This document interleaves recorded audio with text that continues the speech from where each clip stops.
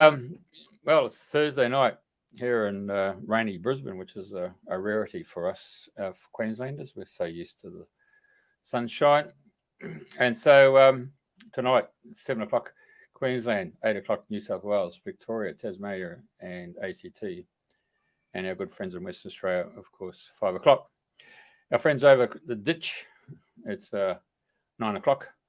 And in the UK, it's actually, sorry, 10 o'clock in New Zealand, and it's 9 o'clock in the UK. 1 o'clock for our friends on the west coast of the United States and Canada. Anyway, so without further ado, just below me, obviously we come from down under, we've got Vicki Protheroe, and over on the right-hand side, if you look on the screen, is my co-host and Julia Chai.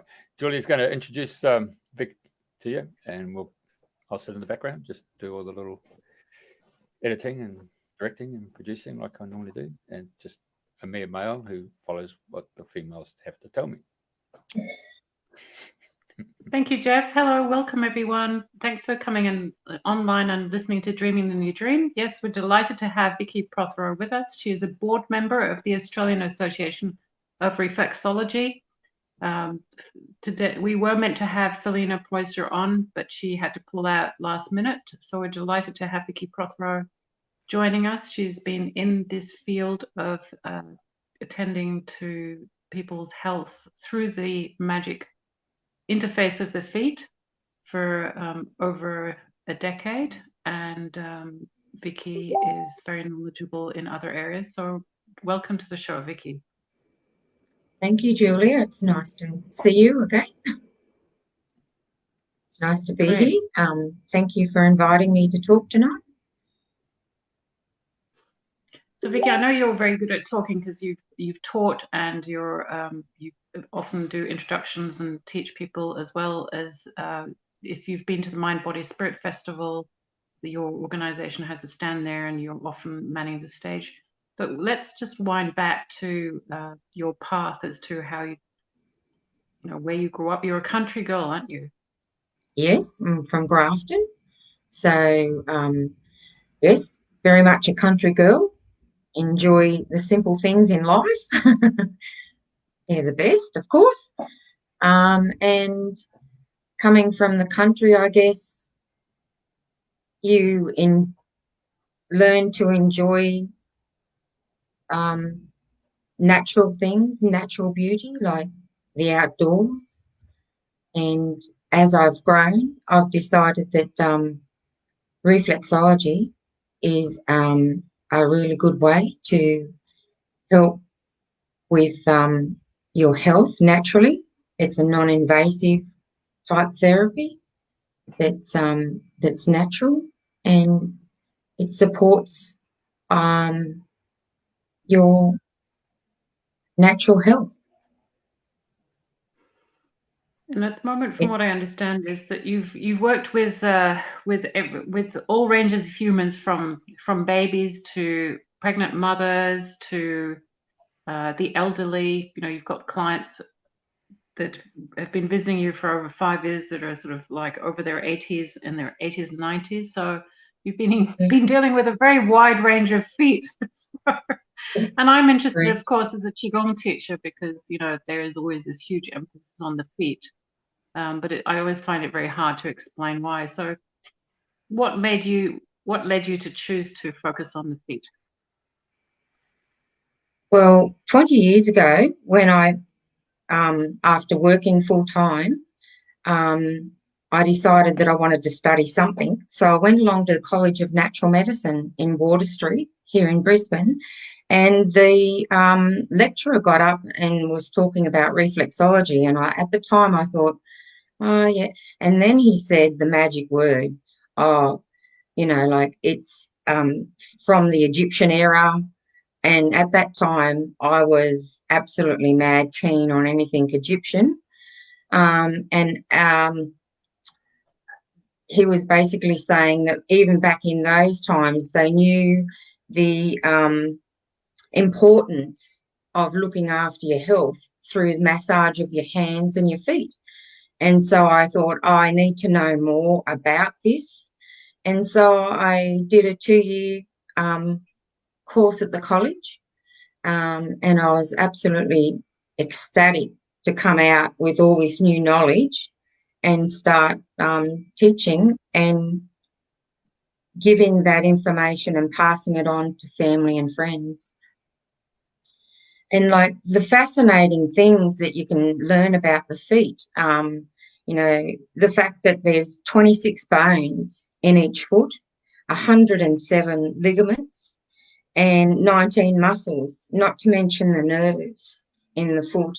So I just find it absolutely astounding that the photo that you see there, you have the big toe, which is your head, and then coming down the side of the foot on the inside, you've got the spine, which is basically our body within that foot, and then you've got all of the organs as well on the foot, within what we call zones.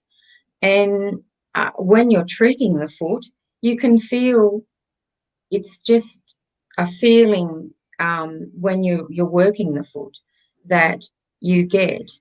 And to start with, like all people are starting out, you don't exactly, you know, have that confidence. But over the years, tuning in really makes a difference.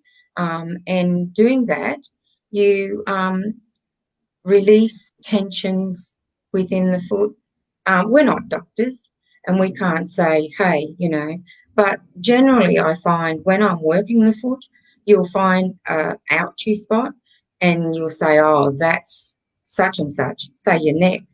And they'll say, oh, I have been having trouble with my neck lately.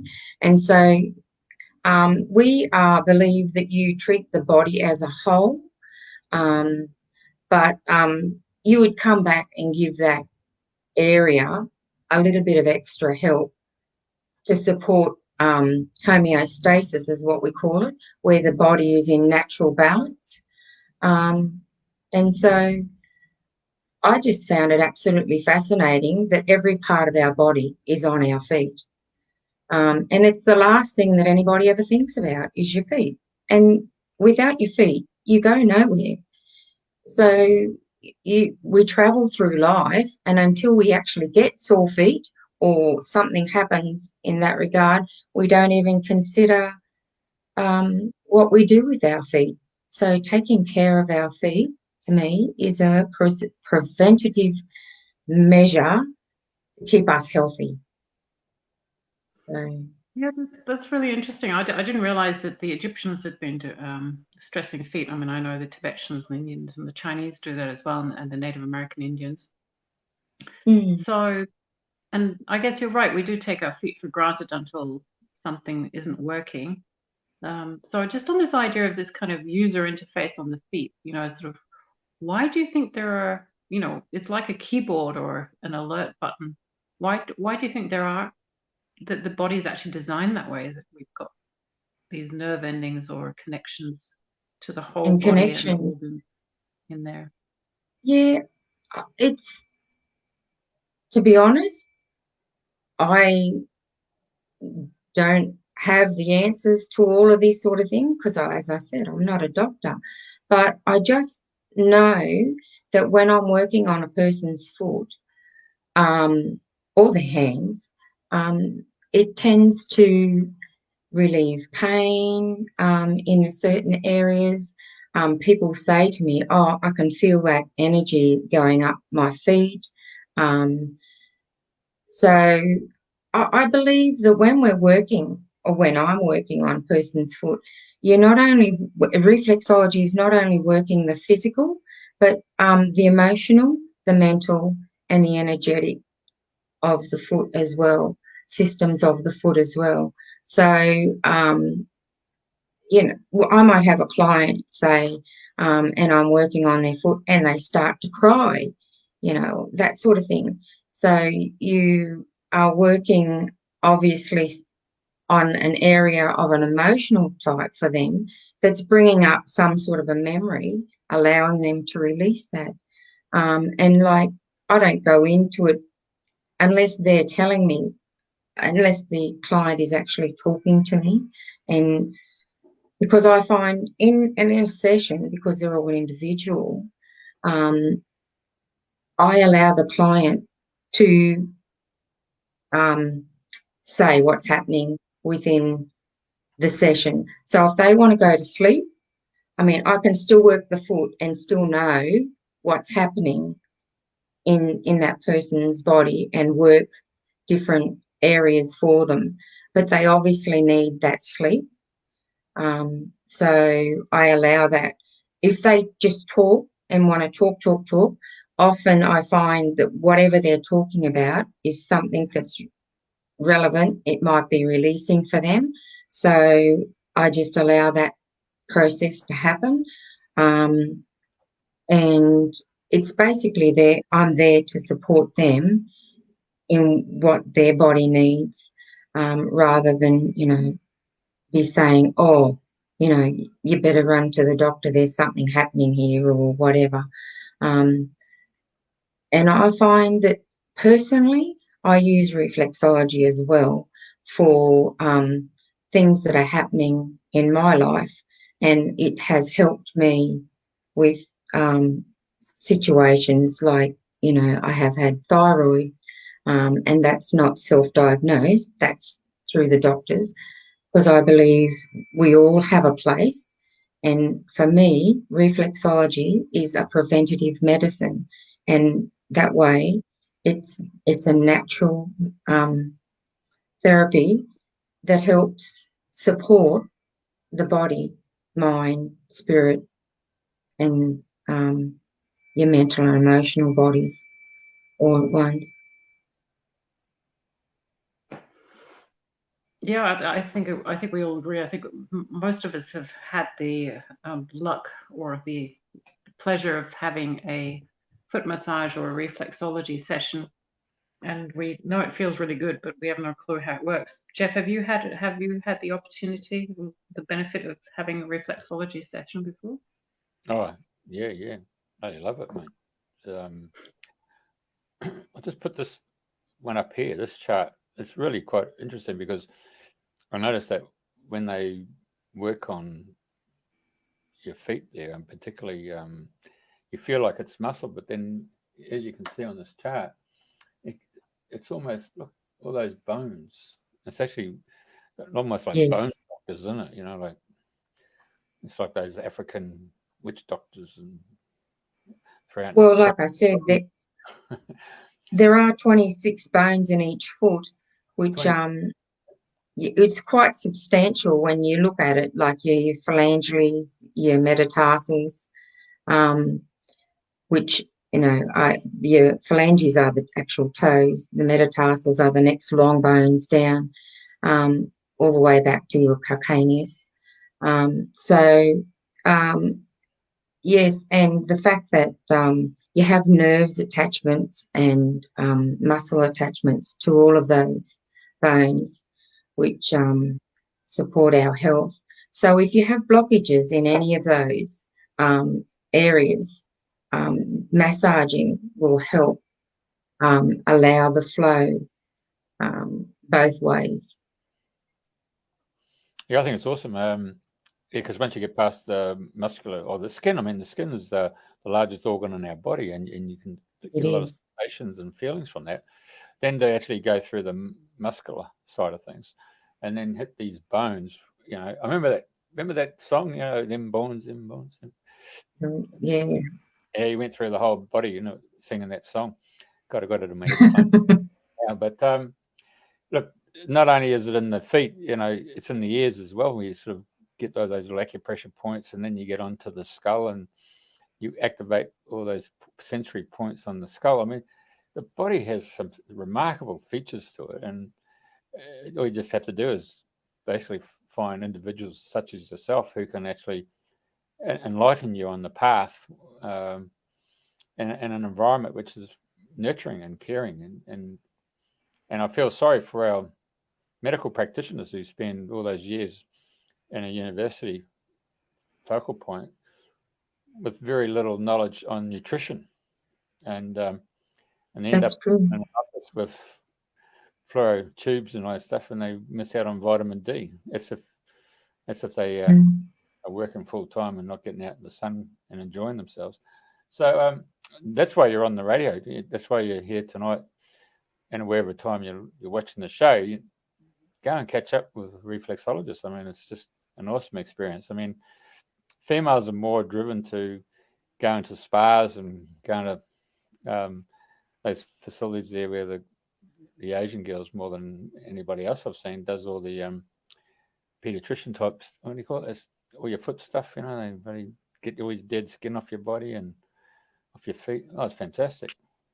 What do you call that? Pedicures? Pedicure, yeah, that's it. Well, you girls are right into it. I mean, there's only like around the world and ended up in Asia, and I went and got one of those. Oh, geez, you feel like walking on air, isn't it? It's really fantastic. So you girls have got an advantage over us blokes by doing all these spa things, you know. So I take my hat off to you girls. It's really good.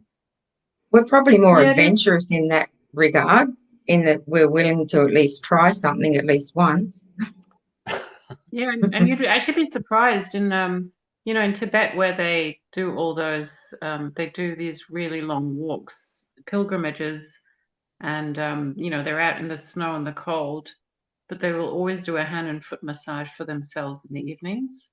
And even when I was doing martial arts, you know, our martial art instructor was saying, you know, every evening you've got to wash your feet and be gentle to them and nice to them. And I think that's about releasing. Same thing in China is in the old days when they didn't have showers, they would still always have a warm foot bath. And I think in Japan, the same thing.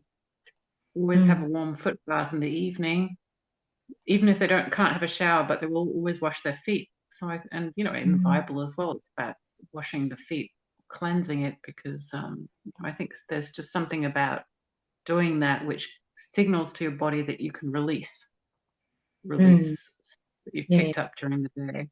And let go. Yeah, for sure. Yeah. I was going to say, biblical times, that was something that they used to do after, you know, when they were invited to people's homes, walking because they did walk everywhere back then, you know, take their sandals off and bathe their feet before dining with people as well, like you say. And it's a part of ancient history that they obviously knew taking care of your feet is important. And that, I think that's something that we should all think about today, that how important looking after your feet is or are. I do recall meeting a fella, a geopathic stress guy, and he used to talk about the energy field on the and the many volts that the earth puts out. And as you walk across it, you're actually getting earthed, and you're part of the circuitry system between man and the planet as you walk around barefooted. And it was doing a pendulum demonstration of that. That was quite phenomenal. And I recall some years later where in America, the top shoe salesman was invited to go to Africa and to sell shoes. And so when he arrives in Africa, he then sends a telegram and he says, "I'm coming home. No one wears any shoes." Of course, some decades later, another guy goes over there from the company and sends a telex and says, "Great news. No one wears any shoes." So it's just a take on the concept that when you do walk around with bare feet, you know, your feet do harden up and they become more you become more earthed to the fact you feel and you can sense what's going on. And I think deep there's a psyche there that triggered a lot of people in the planet here to go and watch a movie called Avatar because of that connection with the earth and the trees and the spirit. That is a brilliant movie. I've watched it several times. Lovely. Yeah, well, when we're walking on the ground outside, and especially on wet grass and that, you are being grounded, which does allow you to be in tune with nature. And I think we all possess that we need to be grounded. And in tune with nature, especially with everything that's happening at the moment, There's so much fear out there. And a card that I picked up tonight, actually before the show, it basically says, where there is fear, where there is love, there is no fear, and where there is fear, there is no love. And so, I do little things like that most days to make me aware of the intent that you put into your work. It's important that, when I have a client, that I'm giving 100% to them, and I feel that that's something that I am very much aware of. I'm pretty sure that any reflexologist would be, and they're in tune with themselves, so they can support their clients and their customers in health. Yeah, I think many people don't realize the just continuing on that foot health and the relationship to fear and love, because we all know that our lower chakras, the root, sacral, and the reflexes, that they relate to our interactions on Earth, being fight and flight, or being able to project and protect and project, etc. But these lower chakras are actually not fed by the upper energies, are actually supported by Mother Earth. Many people don't realize they keep on just sort of topping up from the top, but these ones, the lower, if they're not supported, if they're not open, and they only get supported and open if we have good leg health and hip health and foot health. It's like that inverted pyramid from the Merkabites, that connection has to be so strong, and we just have to be able to feel supported and confident when we walk, when we stand, when we sit. Otherwise, those energy centers are short of energy, and when they're short of energy, that's when we feel that we're short of something, and we start looking for the attention or energy outside, or for the protection or the support from other people. So then we give away our power, and then we can get hooked in. Correct. And that's another reason why I started doing like the Qigong as well for myself personally, to charge up my energy so that I'm capable of being able to give to others. Because without that, it can be very draining to be forever doing working on other people and in their energy fields. So for me, learning the Qigong and learning my own energies and being able to replenish that, you can help and support others through that. And that's, to me, what reflexology is about, relaxation. A lot of people come that aren't sleeping very well, and they find, a lot of my clients say they sleep like a baby after reflexology. And I feel that it's just the fact that they're letting go and allowing their body to harmonise and balance into a state of homeostasis. So, yeah. And I was actually going to, all right, Jeff, go. Jeff? Oh, no, I was just going to remark on the fact that, just carry on from the previous conversation I was giving, I know that when you're a drunk and you're staggering or walking home, if you want to call it such, and then you might collapse on the front lawn and end up sleeping on the front lawn. You wake up the next morning, you're completely sober because you've actually, your whole body's connected with the earth, and you get completely grounded. There's some aspect there, that place that's lost source of knowledge. So coming back to the reflexology, I mean, you are working with that sensory pad called the feet to be able to stimulate what people have actually covered up with socks, which could be nylon or rayon, polyester type socks, or woolen socks or cotton socks, and then you got some other synthetic sole of a shoe, so where you're wearing leather soles, but really that grounding really needs to be such that you need to be able to walk around barefooted on the grass or on the earth or on the beach. I mean, that's remarkable scene to see around the world, where people will gravitate to the beach and walk endlessly, depending on how long the beach is, just to be part and parcel of the walking amongst the water's edge and taking in the ozone of the ocean itself. There's so much to what just needs to be reawakened in human consciousness, isn't it? Yeah. Personally, I that's one of my favourite things to do, walk along the beach. And people probably don't realise, as they're walking along the beach in the different sands, they're actually, of course, massaging their feet. But it is, because it's such a coarse, some of the sands, such coarse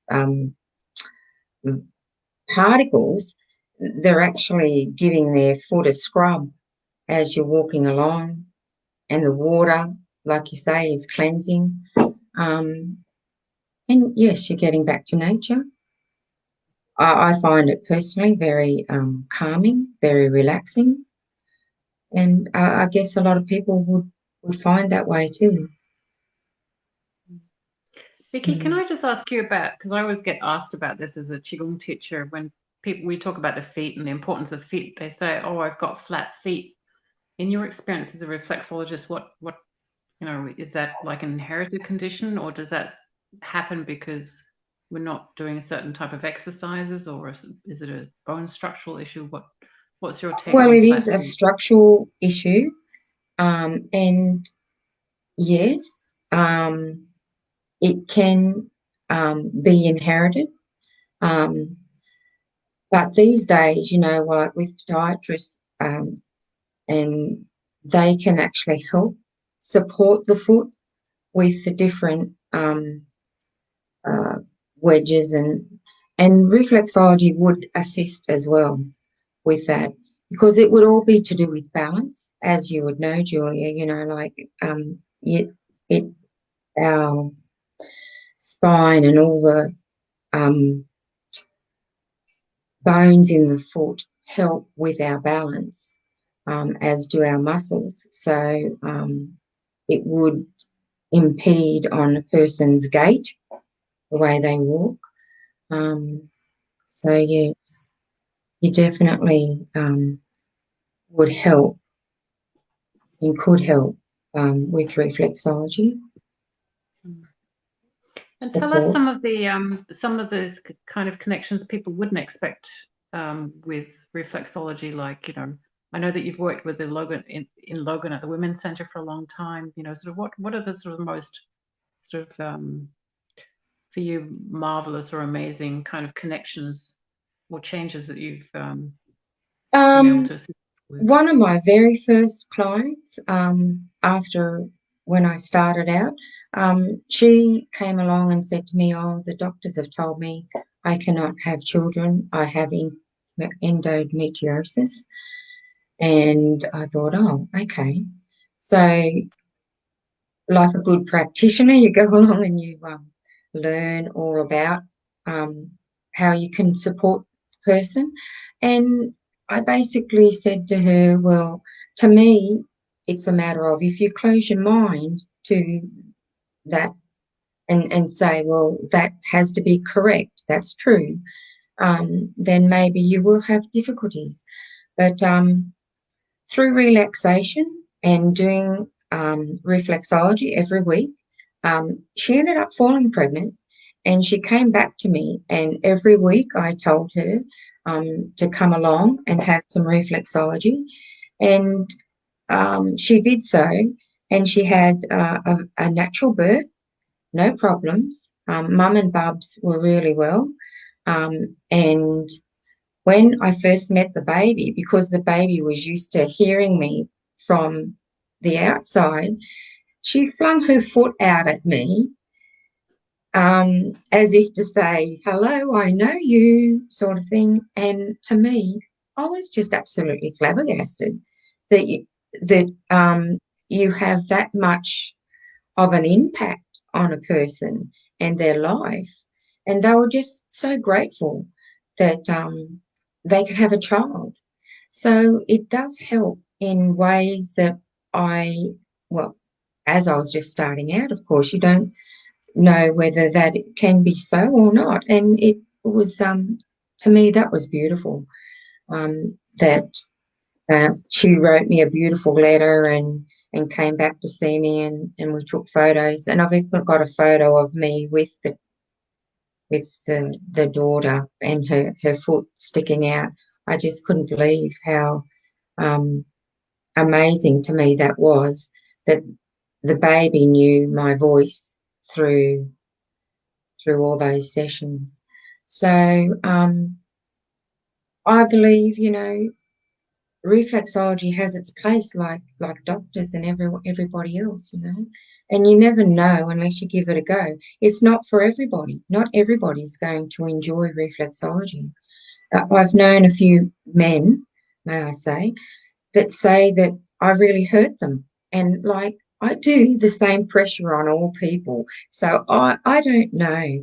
My 94-year-old and now even 100-year-old clients say, get in there and work it. And so I do. But, you always say to your clients, tell me so that I can work to your... But I know at one stage I was invited to work at a work site in the medical room, and a lady came to me because she had carpal tunnel, and she was finding it very, very restrictive in her movements. And so I started working on her and suggested some dietary things for her to do, as well as giving her exercises, because I believe giving the clients exercises is a good thing, because it allows them to take control of their life and their health. And anyway, after I did my little, because I worked on her hands, of course, she didn't want to go back to work. She said, oh, I feel this is just wonderful. But another gentleman, the next week after working on his feet, he said, oh, no, I'm not going back to her. She was far too painful. He was just about to have back surgery. So I guess it's one of those things, you can go down the pathway of surgery, and yeah, it's a natural thing to do. But I would try, for anybody out there that's listening, try the natural therapies and see if something else doesn't help you along the way, rather than if that be the case that you have to have surgery in the end, then you have to have surgery. But try other modalities and natural therapies and see if they can't help you.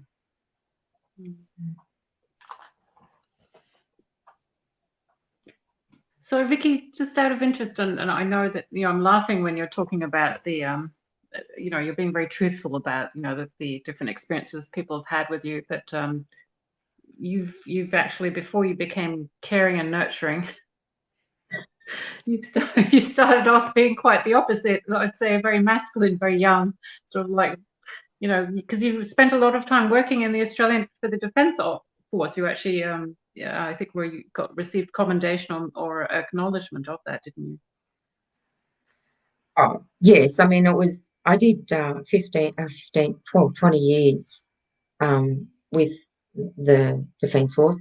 The Army Reserve, I started out the Army Reserves with 41 Battalion in Grafton, which is a male-dominated type activity, I guess. But I was very much drawn to all of that sort of thing. I loved being,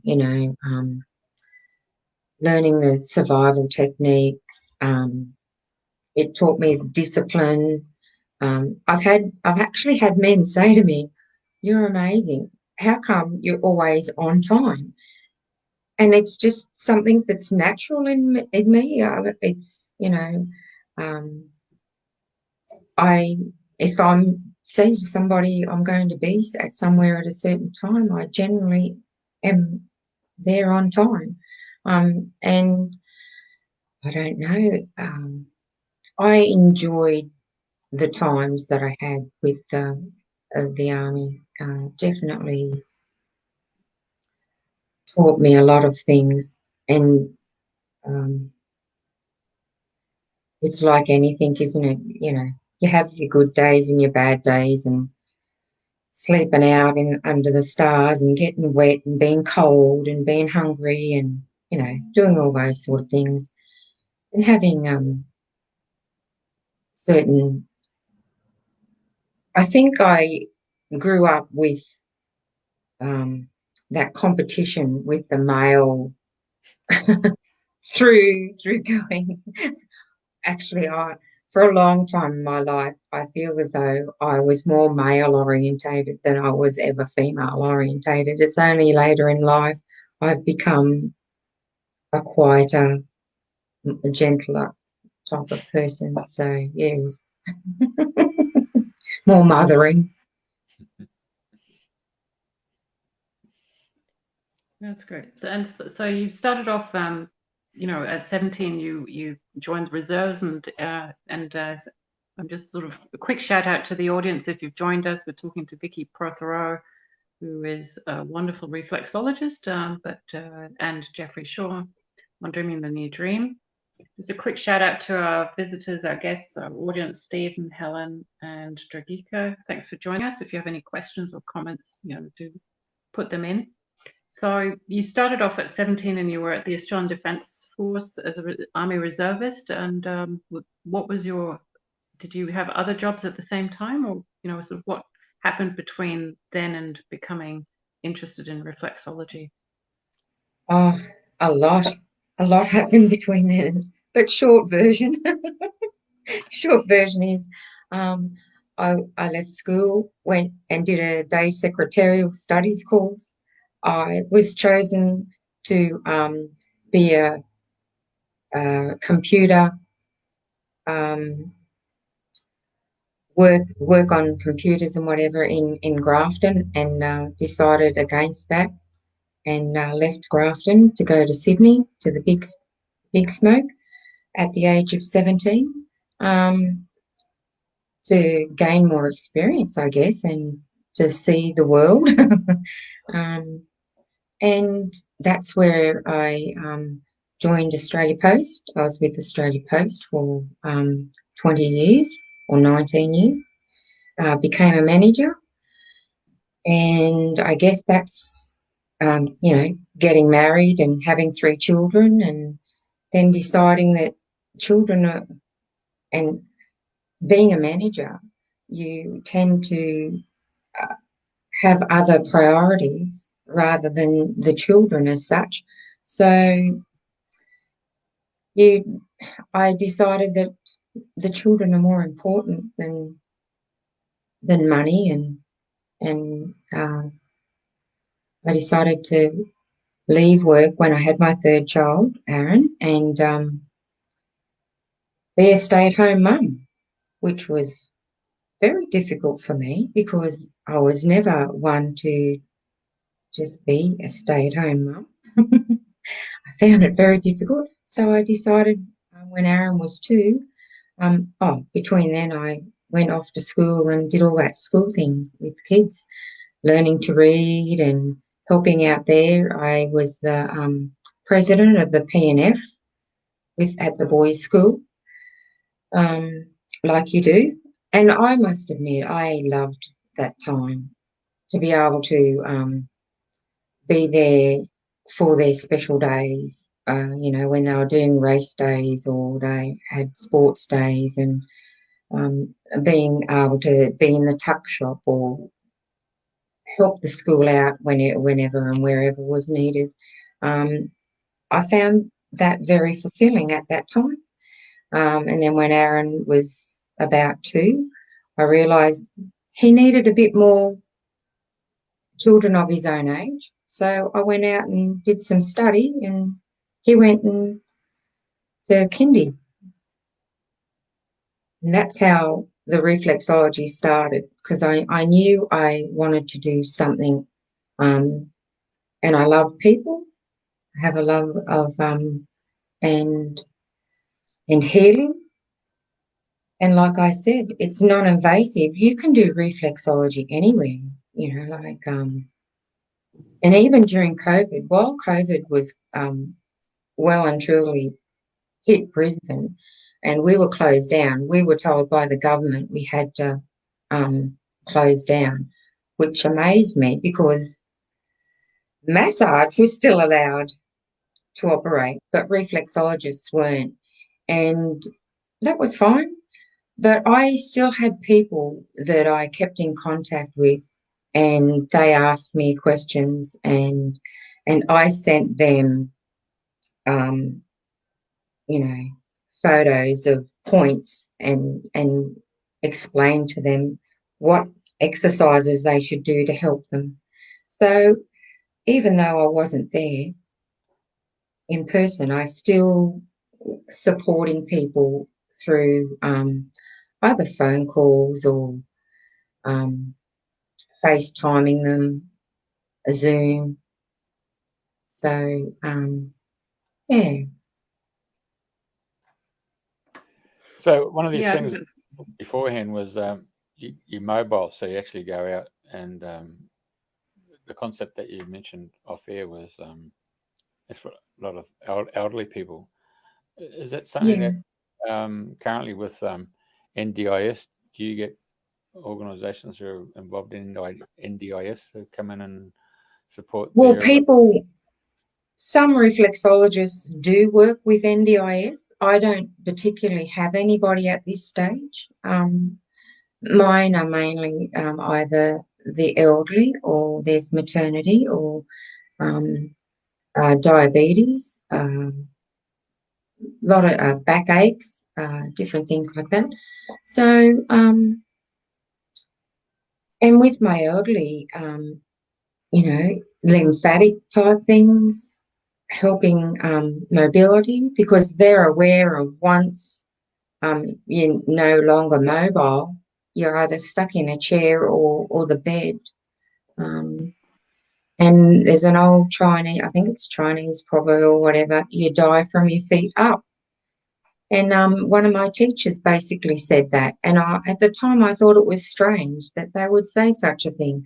But it's true, because as you get older, you don't move as much. And so then you end up either sitting in a chair or you're in a bed, and you're not as mobile as what you used to be. So you're no longer moving all of those, like your lymph around, or the blood around your body. I mean, I know the heart pumps your blood, but so that's why I feel that the feet are very important, a very important part of our body that we should really keep stimulated. Yeah, I'll second that, Vicki. I don't know if you're aware, but there are 2 places here in Brisbane. There's Walcott Park in Red Hill that has what we call a reflexology path, that you walk along the path and the stones massage your feet. And there's one at Stretton. There are signs. It was put up through the Brisbane Council. At the time, we had a member that was on the council, and he advocated for so he helped along the way with all the paperwork, because there's quite a bit of paperwork to be done to allow these things. But it helped with the community as well, to come together. And I know there at Stretton, they've got a big yin and yang and they helped with the placing of the stones and as a community. So, and they do their exercises in the park of a morning, and you can walk along the different stones, and it stimulates your feet. Where's that again? There's one in Stretton. I can't tell you the actual name of the street, but it's off Compton Road, and there are signs that say Reflexology Path, and the other one is at Red Hill. It's Woolcock Park, and we do, or we have been doing reflexology in the park there once a month. We were before COVID came along. We haven't started up again as such, but I think that is something that will start up again, and it's a donation of a gold coin. It's basically to make the people in the area aware of reflexology. So here's an idea, Vicki, because Vicki is for the audience. Vicki is also is an active director, a very director of the Australian Reflexology Association. So if you had an old age centre, or if you had a local community that wanted to get or make a path like that, and in Asia we have them all over the place, and everyone just goes for, takes their shoes off and walks backwards or forwards or sideways along those paths. If they wanted to actually design one and put one in, would they be able to get in touch with the Reflexology Association of Australia, or what would you recommend they do? I think they'd probably have to go through the council, because we had to put everything through the council. Because it is a council park. Even though, well, the gentleman was a member of the council at the time that helped us out. But yes, you would have to go to the local council and see. I'm not sure. I mean, that was probably 10 to 15 years ago that we did that. And I'm not sure what all the protocol is with councils these days, and what they'd require you to do paperwork wise, because I'm sure a lot of things would have changed in that time. So yeah. So go along to your local council, I would say. And I'm actually quite interested in continuing this thread, because, you know, as a Qigong teacher, you know that we have a lot of people who are in their 50s, 60s, and they're starting to worry about dementia and Parkinson's disease and Alzheimer's. And there is this link between the head, the hands and the feet, and the head and the brain, and the stimulation, as you say, you know, once you get to that age where you're starting to worry about walking because you might fall, you start worrying about not cycling because you might fall, you're not allowed to drive anywhere anymore. Sort of what can people who are caring for their elders do to you know, help them stimulate? What would you recommend? I'm always telling people, while you're sitting there watching TV, even, you know, massaging your thumbs and your fingers and your hands. You could do that. Anybody can do that, because a lot of people can't reach their feet as such. So, you know, like even the rollers, I've given elderly people, you know, the rollers. Some people think that those electronic foot massaging machines are a good idea. And whilst some people say they are good because they're keeping everything flowing, and it's not the same as a reflexology treatment.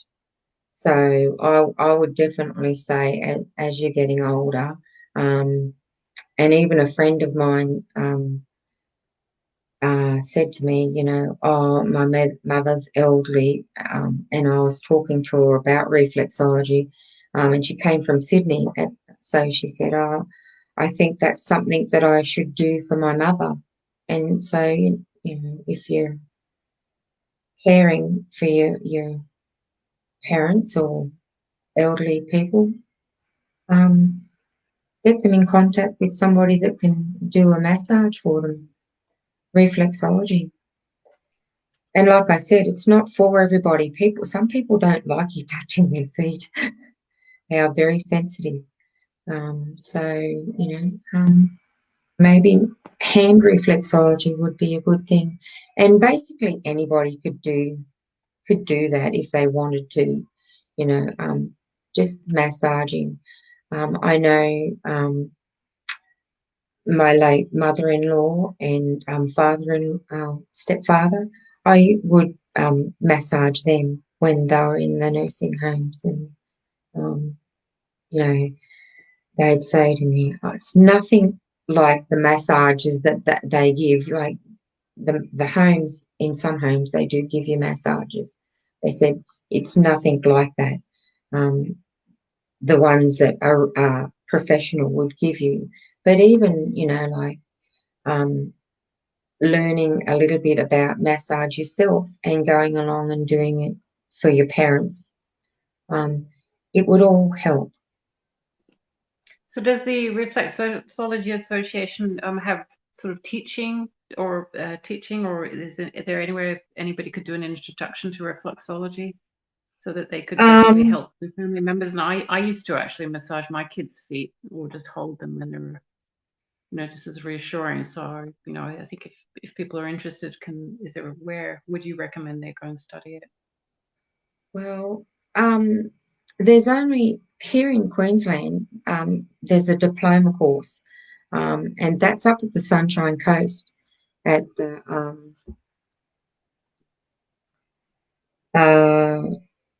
College of Amaya Natural Therapy Academy at the Sunshine Coast.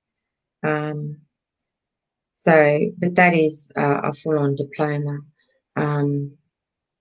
I don't think there are very many people that actually teach it. I did teach at the Yeronga TAFE, but a lot of those weekend courses, they closed down at the TAFE. Yeah. So,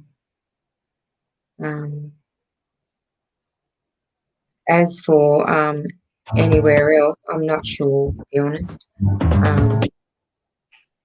Jeff, what's happening?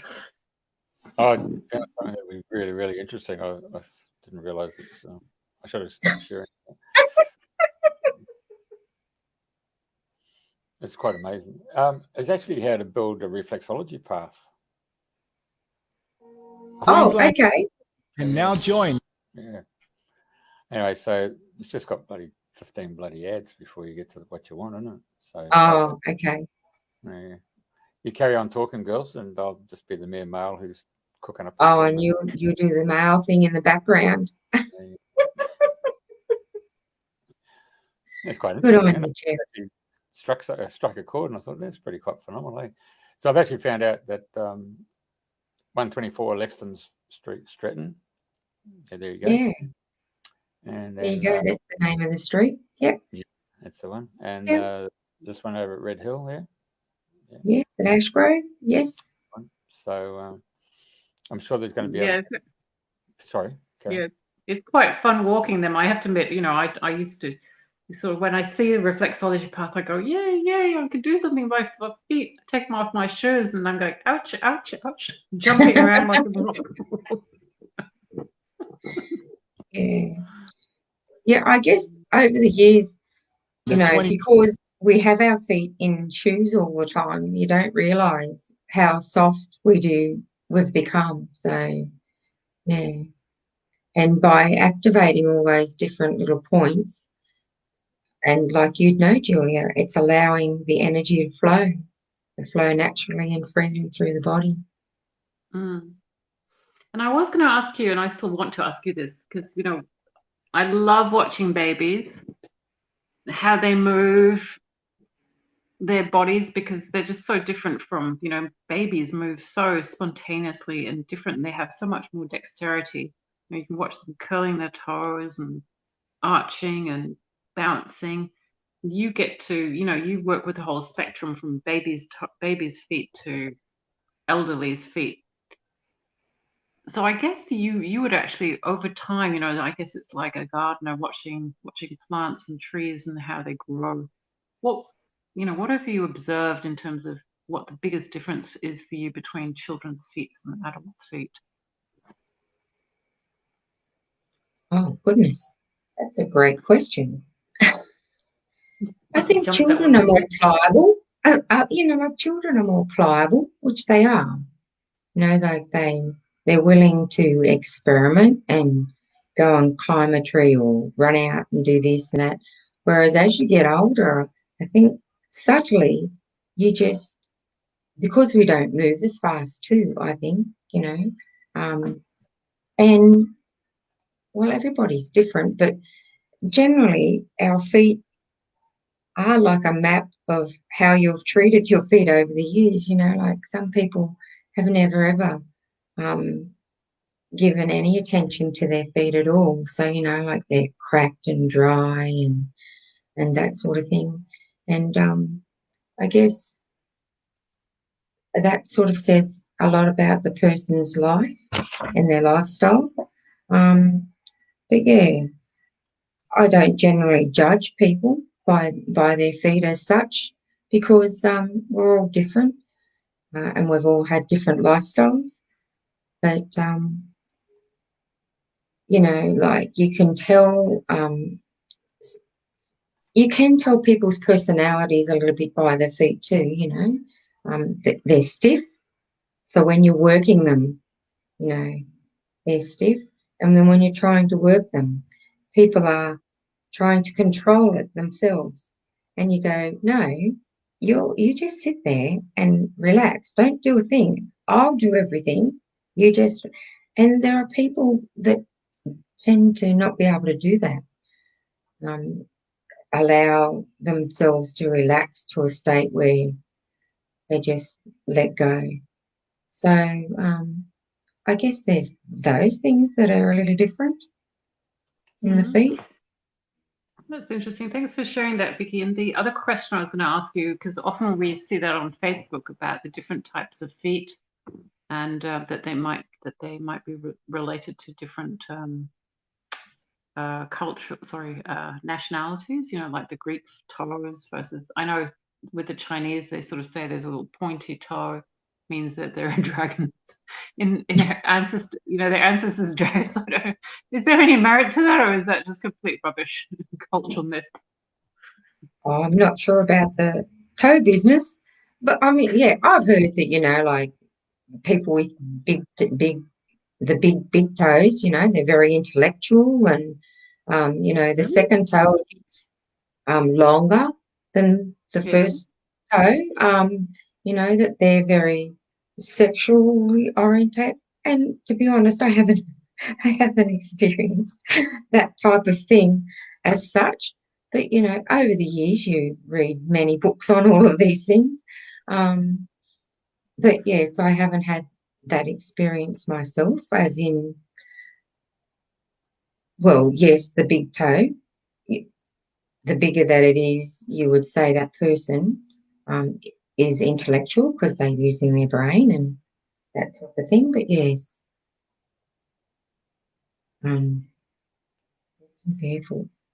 Yeah. Okay, my last foot-related question for you.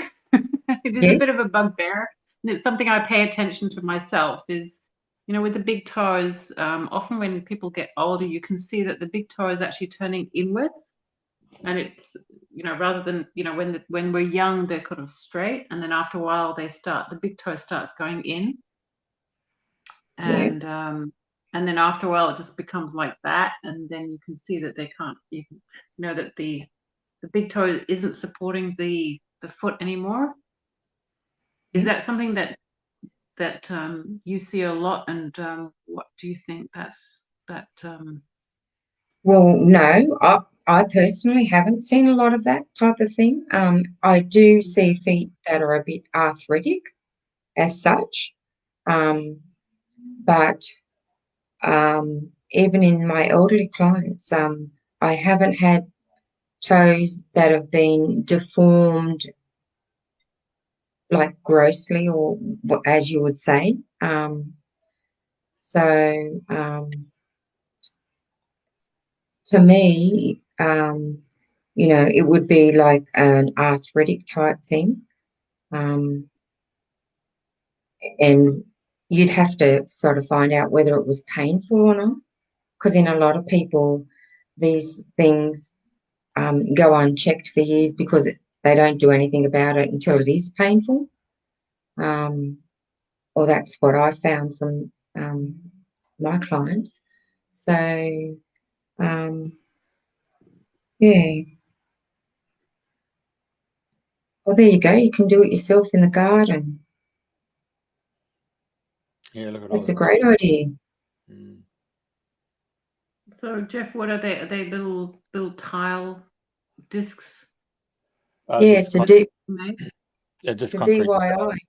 Yeah, DIY. But A DIY. yeah, kind of created dug a circular thing to sort of give an imprint, and then they've gone as they've got the concrete there, and they've got a white mix in it, and then they've gone and put all the little stones in there and brought them up to the surface. So it's virtually like walking on those. You know, how you used to have those. Is it Dr. Scholl shoes? You know, those sandals thing, little Yes. spikes. Yeah, so that's what they're actually doing there. You have to be careful with those type of things too. Whilst they are good to do on but to walk on them every day, those type of spiky type things as sandals, you'll find if something hurts, like while you're walking in those sandals, and I think that's probably one of the reasons why you don't see them around much anymore, is because they'll be constantly activating nerves in the foot, which after a while will start a padding, which then thickens the skin so that it doesn't activate the nerve. Walking on the stones is a great thing to do to activate for a while, but you wouldn't do it constantly all day, every day type of thing. It's good to just do as a once an occasional type thing, and that's why those shoal shoes, I think you'll find, have not been around much of recent years because of that very reason. Okay, well, it sounds like Vicki knows a lot about. She knows a lot. So if it's painful, go and see a reflexologist like Vicki and check it out, because prevention is the best cure, rather than preventative medicine. Don't ignore your feet either. Yes. So Vicki, Yeah. thank you very much for joining us on the show. Jeff, did you have any more reflexology related questions for Vicki? Hey, do you do lymphatic drainage type work as well? Yes. You Yes. do? And there are a lot of us that do lymphatic drainage. Yeah. Is it basically with the feet, or are you dealing with just working on the body, like a bit like Bowen on the body? Well, generally I do the legs and the feet You do? in the lymphatic drainage. Yeah. Yeah. But you can do lymphatic just from the feet or the hands. But yeah, I generally work up to the knee, do the leg. Yeah. Because people don't As realize well. how important lymphatic system is in your body, and it doesn't have a heart to sort of beat to pump the stuff around. So you got to use natural means, or having someone like yourself coming through to just Well, with things like COVID around, a lymphatic system is very important because it helps with fighting off all these invasive things in the body, and it helps with your immune system. So, yeah, you've definitely got to make sure that the lymphatic system's working properly. And the only way to do that is through exercise, movement, because it doesn't work like the heart has it pumping the blood around the body. The lymphatic system doesn't work without you using movement of the body of some sort. So whether it be through exercise or moving your body in some way, dancing, you don't get that feel-good rush that you need Okay. to keep your immune system healthy and happy. Oh, I'm very pleased. Look, Julia's going to wind us up. So, but it's been a pleasure, Vicki, and I was a bit shell shocked there off air before we come on to say that we've met. Hello. It's Yeah, yeah, how life sort of revolves itself, isn't it? You don't realise. it does. It's a small world. Yeah, very important. Definitely. Thanks for having me. Well, thank you very much, Vicki, for coming on very short notice. And to those that are listening to us tonight, thank you for joining us. And on Dreaming the New Dream, you've been listening to Vicki Protheroe, super reflexologist, and Jeffrey Chua, radio owner and host of Dreaming the New Dream and Radio FM 88. Oh, sorry. Thank you. Hello. Hello. Right.